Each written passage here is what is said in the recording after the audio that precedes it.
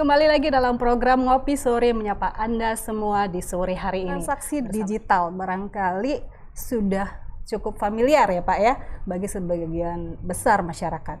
Tetapi Pak, boleh juga dijelaskan secara detail Pak, apa sih transaksi digital itu dan apa sih keuntungan menggunakan transaksi digital ini dibandingkan dengan transaksi lainnya? Silakan Pak.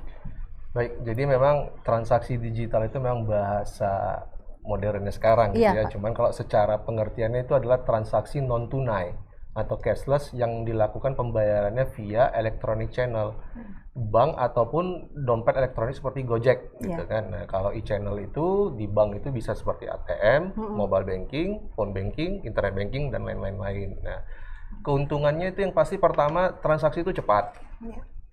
Tidak perlu antri.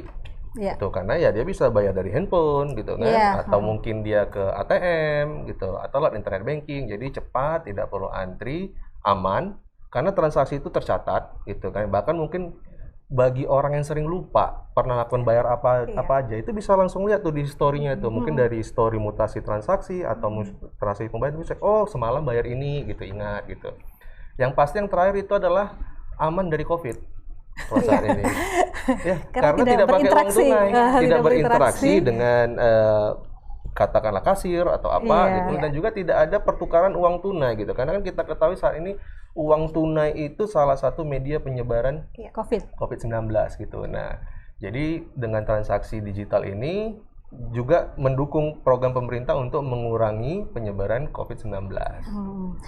Dan Pak, ini tentu pembayarannya tidak ada jam kerjanya ya Pak ya? Bisa 24 jam, 24 jam. Kapanpun, kapan teringat bisa langsung transaksi, gitu ya Mbak Dian ya? Tengah malam teringat, oh belum bayar pajak PBB gitu, bayar.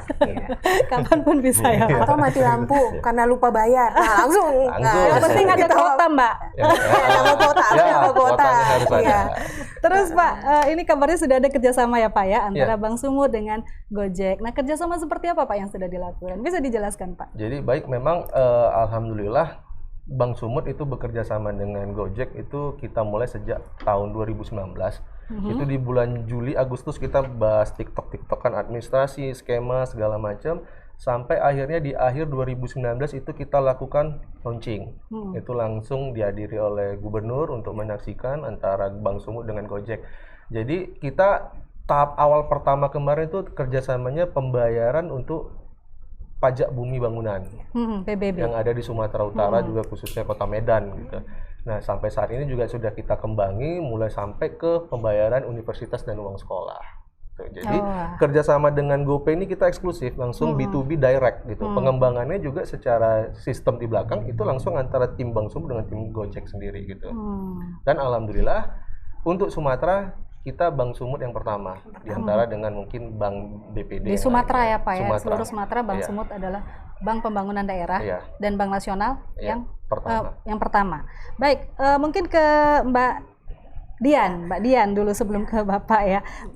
Mbak Dian bisa lebih jelaskan juga Mbak, ini kan dari versi Bank Sumut tadi soal kerjasama tadi. Nah, dari Gojek sendiri Mbak, mungkin bisa dijelaskan Mbak, keuntungan seperti apa yang bisa didapatkan dari Gojek ketika menjalin kerjasama antara Gojek dengan Bank Sumut ini Mbak? Ini sebuah kerjasama yang ini sangat kami banggakan, karena selain tadi yang pertama untuk di Sumatera, dan juga karena Bank Sumut itu kan sudah terkoneksi ya Mbak dan Tribuners ya dengan kabupaten kota di Sumatera Utara, sehingga dengan kerjasama ini pemakai bisa langsung membayar tagihan PBB-nya melalui GoPay gitu. Jadi kalau misalnya dulu itu istilahnya berarti harus satu-satu kan dideketin kabupaten kota. Kalau ini enggak, karena Bank Sumut itu sudah terkoneksi. Include untuk sejumlah kabupaten. Iya, jadi misalnya nih Mbak Eti punya tanah tuh ternyata di 10 kabupaten kota di Sumut. Bisa jadi ya. Saya jadi tuan tanah. Tuan tanah.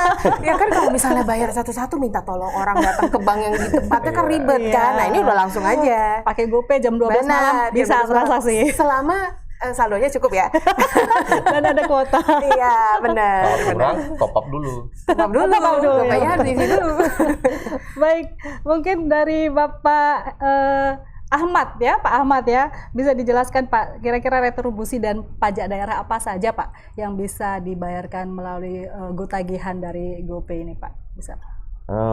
Untuk sementara masih PBB aja Bu ya, ya. Pembayaran melalui GoTagihan ini.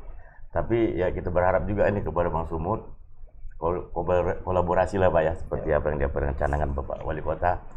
Berkolaborasi dengan BPRD, mudah-mudahan pajak-pajak lain pun bisa untuk selanjutnya pembayaran melalui GoTagihan ini.